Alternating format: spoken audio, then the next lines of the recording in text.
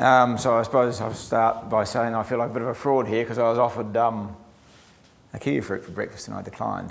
And I suddenly realised the mistake I made. But unfortunately, that's as light as this, as my presentation's going to get, because I'm here to tell you about a tragedy we had on the farm in 2014. That photo there is of a burn-off we had a few years before that. Very successful burn it was. It's a thing we do on high country stations. You've probably heard of it, burn-offs, getting rid of the woody weeds, and that was a very successful one. That's the Clyde, from the Clyde Dam. That's Lake Dunstan. You can see in the foreground. So high country station. We run about 10,000 merinos there, and we do these burn-offs occasionally. I would challenge you to think of the most difficult emotional thing you've ever done. And I don't mind telling you the most difficult emotional thing I've ever done is 2 hours after, happily, or not, it wasn't me that actually found Pete, but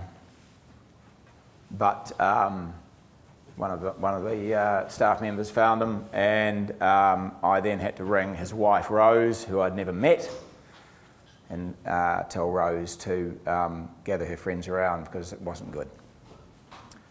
And of course then I wasn't allowed to ring her for another X hours because the police had to come and identify him and do the official thing that they do. So yeah, we've all been round a bit and we've done difficult things, but that's tough. It was as these things are, and Dave actually alluded to it before, he talked about various factors. A friend of mine in aviation talks about a clusterfuck. And as you probably have all heard the terminology before, and it's when a whole lot of little fuck-ups end up in one big clusterfuck, right? And that's what happened this time. So I've got two key messages for you, and one of them is, in your role in your organisation, make sure that you're the one, or the parts of the chain, the links in the chain, the potential little fuck-ups that you're in charge of aren't the thing that causes the problem. Make sure that yours is not, you don't break, one of your links isn't broken. And if you can do that, there's a high chance that the link or the chain will stay connected and there won't be a problem. So I'm going to just talk you a little bit through what happened, not in great detail, because it's not particularly relevant in your situation, but it's instructive for telling me and therefore you about some of the key things. So I took that photo at 4:24, and I was showing a friend around a different part of the farm. I knew the fire was happening. My manager, she'll be right, Tom, we'll go and do it. Done it before plenty of times, and we'll get it going. We'd actually had a really successful burn the day before. Same two people involved. Did the burn, went really well. They were just off to finish the job on that day. So the lesson there is I wasn't on site. If I was being really hard on myself, and you've got to look at yourself in the mirror in these situations, and I can tell you, you know, after what we had, you do that. I was asleep at the wheel in terms of health and safety, on the place in this particular instance. And so, as it turns out, that was about the moment that Pete died, as we found later. So I wasn't there. I wasn't closely enough involved in the activity, and it may or may not be appropriate in a different situation to be right there. It would have been there, at least to have someone else there, and I'll get to that in a minute. So then a wee bit later, those friends left, and I went to that's just looking over Cromwell, looking up into the gully that the fire had, and you can see the smoke's doing a whole lot of different stuff than it was before. a friend of mine, a helicopter pilot, had flown, as later found out, he flew over the fire site and he said he'd never seen a fire in Central Otago do stuff that fire was doing on that particular day. And it was just after that I got the call from the manager to say, come and help me find Pete. He hasn't turned up at our designated safe spot. Again, I'm happy to answer questions if you want to ask them about the detail of the thing, but as I say, it's not that relevant. What is relevant is lessons learned. The other key thing I wanted to tell you about, other than the link in the chain, make sure your link's, solid, is culture. That's the single thing, if I had to point to it, is in the need for a culture of safety in the organisation. Yes, we've all got to have our health and safety plans. That's kind of a given nowadays. We didn't have one. Well, we had one, and then, as a lot of farmers have done, and Dave again alluded to it, let's get the big book off the shelf, stick it there, surely the job's done. Well, it's not. And there's another really good reason not to have an off-the-shelf option as well, and that is that it just isn't specific to your business. I'll keep digressing as I think of things, so hopefully I won't run over time too much, but one of my other key messages is in your health and safety plan, and this comes from my lawyer, who was the same lawyer as the Athenbury case, which I'm sure you're all very aware of. Don't have anything in your health and safety plan that you don't do, because if there's something in it that you don't do, even if it's nothing to do with the accident, that when health and safety are turning up, they'll say, hang on, you say you do this, and show me when you do that. And, no, it was just in the generic plan that I bought off the shelf. By way of example, the health and safety plan we now have talks about the maintenance of all our vehicles is done by the qualified garage man down the road, comes and does our vehicles. In most health and safety plans off the shelf, it'll tell you you've got to check the tyre pressure every time you get on the bike, and check the oil and make sure the water fluid's right. None of us ever do that. Don't say you're going to do it. Say that, and they say, well, surely, you might argue that just getting the person at the shop, the mechanic shop, to check things isn't enough, and perhaps it isn't. But you've done what you said you're going to do. So from a sort of a legal perspective, that would be a bit of advice. Back to the culture thing. Culture is, I'm a great believer in trickle down, and it came thundering down on me when I wasn't leading from the top. And so it's the boss just has to wear a helmet, just has to put a seatbelt on. And I mean, I'd love to think we've gone past that now and that we all sort of do that. 5 years ago, 10 years ago, we didn't, but you just have to. You also just have to lead conversation about health and safety. I mean, an example in my situation, I won't try and give an example for you, in your situation, but in my situation, making the hay, out in the hay paddock, very easy to say to the fellows at the start of the day when you're carting the hay, and Jack, you hop on the tractor, and Fred, you drive the truck, and Jack will put the the bales on the truck, and you'll go and do it. Away you go. See you at lunchtime. Whereas actually, it's a conversation around, well, now, are you happy with that? Do you know how to tie the, bales of hay on properly? I mean, I've showed you once. Do you want me to show you again? Are you worried about going around that corner because it's too tight, blind corner, whatever? So it's having a discussion. There was a recent advert that Health and Safety did, and as soon as I saw it, they've got it dead right. They said something to the effect that your best health and safety tool is your mouth. Got to add the brain in there, of course, but talking about it, just talking about it. When it's kind of easy easier in a bigger organisation, because especially on farms, you all turn up at 7 o'clock in the morning, have a yarn about what you're going to do today.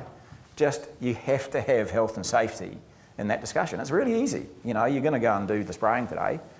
Just add health and safety at the start or the end of the conversation, and guess what? Some little Johnny at the back will put his hand up and say, my gumboots aren't any good or something, and you go, oh, rightio, we'll fix it, well, how do I do it? He'll ask how to do something, and so, it's Communication. It's always the answer. Good communication is always the answer. Bad communication is always the problem in most things in life. Bringing up the kids, the whole damn lot. Oh, this is a bit specific stuff. And the point is, you know, I didn't know what these things were. The LACES, this acronym was developed as a result of the fires, Aussie bushfire, well, bushfires generally, fighting bushfires. But, you know, all I had to do to discover this stuff was Google it. You know, and it's the same with anything these days. You just Google it. How do I do this safely? How do I safely spray my orchard? You know, whatever. And you'll find stuff. You know, it's amazing. So do research into best practice. And that brings me on to another point, which Dave alluded to before, in a roundabout way. Don't confuse experience with competence. Because my manager, I won't use his name in vain, but he, you know, felt he was very competent. Why? Because he had lit 60-odd hill fires in his time. He'd never heard of LACES. You know, if we had gone through this process, and we technically one of the mistakes we made, probably the key mistake, was the top one. I should have been we had a perfect place in this particular fire to have a lookout. You know, and I could have said, Pete, turn around. You know, don't go down there, go up there. You know, whatever. I found afterwards, you know, job safety analysis. I don't know if there's still a thing, but really, it's a very generic photo. Sorry, but yeah, really helpful. When I analysed afterwards, because we didn't have a detailed safety plan, you know, and afterwards I had to we didn't have enforceable undertakings weren't a thing when we had the tragedy on the farm. So, but they did enforce us to undertake a health and safety plan immediately, you know, tomorrow. So obviously that took a lot of time and effort. And one of the things that we did is I did a job safety analysis on driving in the high country, four-wheel driving. Now I've done it all my life. I've brought up on a high country farm. Thought I knew, you know, how you know what the right way to do it was. Well, actually, just writing up the job safety analysis. What's the best way of doing this? It reminded me of when I did a four-wheel drive course. You know, 15, 18 years ago. So by then I thought I was pretty hot shit behind a four-wheel drive wheel, and I learnt some stuff that just, you know, was brilliant. You know, that if I was being honest, you know, I'd got it wrong for all these years. In the same way, when I did the tractor driving course, they said when you get out of it, and we have big tall tractors, you know, they're way up here. So when you get out of them, don't walk down the stairs like that, because you trip and it hurts your knees and you'd go down backwards, you know. And I'd never been told that before. And I mean, you might all know, Tom, that's bloody obvious, but you know, it's just, you know, so you do even though you're experienced, you do the training and you'll pick up something. You'll pick up something. Guarantee you'll pick up something that's, you know, be safer and make the job better for you. Right, now we get to the nitty gritty. So, costs. Well, the biggest cost is the tragedy, obviously. You know, I talked at the start about how difficult it was and the grief and all that stuff. And it'll never, we'd made the point at the start, it's always there, you know, and here I am today talking about it, you know, which, you know, I just hope that one person walks out of here and does something slightly different, and we'll never know whether it saves somebody's leg or life or arm, but, you know, hopefully we'll all just do it a bit better. It's worth it, because I can tell you it's worth it. And it's not worth getting it wrong. Cost us 70, so back then, and Dave, you may know a bit more about the fine levels, but so correct me if you do know and I get it wrong, but when we did it, the fine for a life, the maximum fine was 120.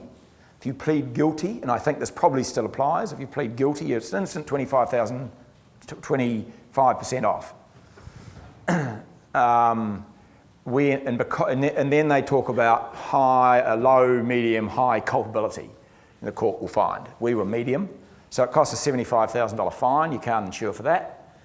$75,000 reparation and court costs of about that again. So we can insure for the legal fees and the reparation. Just as a bit of an aside, get your own lawyer. Get it ticked off by your insurance company, obviously. But if I'm being a little bit cynical, maybe we've gone past this now, but you know, get your own lawyer because he's working for you. Remember, he'll fight the fight for you on your behalf, and you pay reparation, which you can insure for, and you'll pay a fine, which you can't insure for. So if I'm being really, you know, cynical and commercial about it, you want a guy that's working for you that will, you know, say, well, reparation, please, or get that sort of ruling. Now that's, you know, I mean, I almost feel awful talking about that, but it's all part of the thing, you know. You know, back to the tragedy. Obviously, the tragedy of the death again, of Pete and Rose and his wife, family. But another real tragedy I found was it took 2 bloody years to get this thing from start to finish, and so it turned into just another fucking nuisance, you know, business interruption problem, which is just so tragic. That it, by, you know, 2 years down the track, so when the bloody court cases, want to get this out of the way and get on with my life, you know, which is just bloody tragic. But it all comes down to that. Now, I understand that the fines now are as 1.5 as the top, and again, you know, down, and we've got enforceable undertakings. Now, enforceable undertakings, I had a chat to my lawyer yesterday, just to get up to speed with, you know, how things are at, and enforceable undertakings are, I think, a great thing, but they're no cheaper, you know, over time, you know, because I'm not quite aware of all the things that they make you do, but they make you do lots of stuff which is costly from time and effort, and, you know, so get your health and safety culture right and you won't be faced with any of this stuff. And with love, we certainly do remember that old Pete. He had only been with us for 5 weeks. Really experienced guy in the high country. He was an ex-cop.